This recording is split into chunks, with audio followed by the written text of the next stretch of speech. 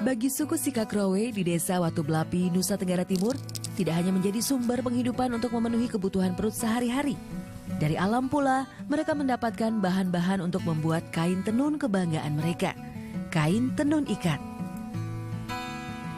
Sejak awal, laki-laki dan perempuan suku Sika bekerja sama dalam pembuatan kain ini, mulai dari pengambilan kapas sebagai bahan pokok benang hingga berbagai tanaman sebagai bahan pewarna. Selain diambil dengan penuh kehati-hatian, ada pantangan lain bagi pengambil daun nila, bahan pewarna hitam. Kalau untuk laki-laki, waktu mengambil nila, dia harus dengan sepenuh hati. Tidak boleh marah-marah. Tempat yang untuk menaruh nilainya dia tidak boleh buang-buang. Jadi dia seolah-olah dia mengerjakan itu dengan sepenuh hati. Nah, ada juga untuk perempuan juga sama, tidak boleh marah-marah, dan lebih-lebih kalau memang untuk perempuan kalau datang bulan itu sama sekali dilarang untuk mengerjakan nila. Karena nanti hasilnya tidak baik, warnanya tidak sesuai dengan yang kita inginkan. Semua bahan-bahan tersebut dimasukkan ke dalam kata sebelum dibawa ke tempat pengolahan.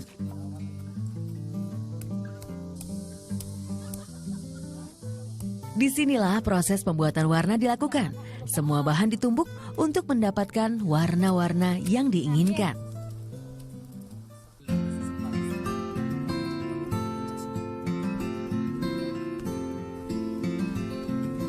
Menenun merupakan pekerjaan khusus bagi perempuan suku Sikakrowe.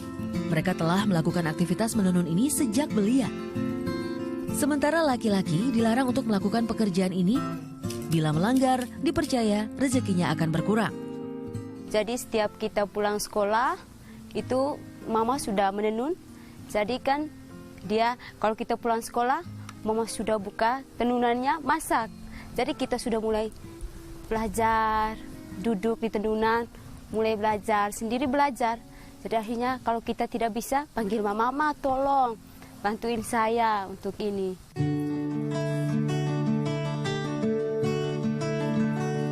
Ada satu hal yang menjadi ciri khas perempuan suku Sika saat menenun, yaitu suara alat tenun.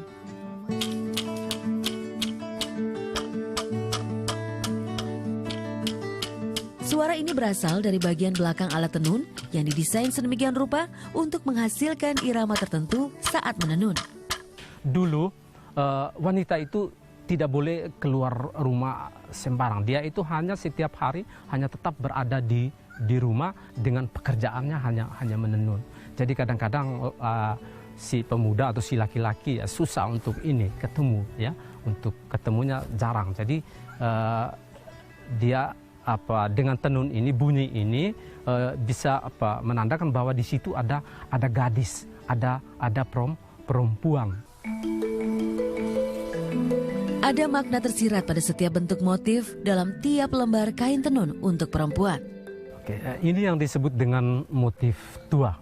Motif ini ada sebelum agama Kristen Katolik masuk ke Pulau Flores. Jadi sebelum bangsa Portugis masuk ke Pulau Flores, motif ini sudah ada. Jadi ini ada bagian-bagiannya. Jadi setiap sarung itu punya bagian-bagian. Ada eko, ada buen, ada tokang, ada ina. Kain tenun wajib ada dalam setiap upacara adat suku Sikakrowe, mulai dari upacara kelahiran, pernikahan, hingga kematian. Selain berfungsi sebagai pakaian wajib, kain tenun dapat menjadi alat pemberian yang posisinya tidak bisa digantikan dengan uang sebanyak apapun. Kalau motifnya semua sama, tetapi kalau untuk di wilayah Kankunya, itu kalau sarung yang sudah lari ke orang mati, itu berarti di bagian bawahnya itu ada gunting, ada tanda. Di situ ada robek sedikit. Bahwa ada robek sedikit ini berarti sarung ini sudah masuk ke orang mati. Dan ini boleh saja kita simpan, kita menunggu ada keluarga atau ada kampung dekat yang meninggal lagi, sarung ini yang kita bawa.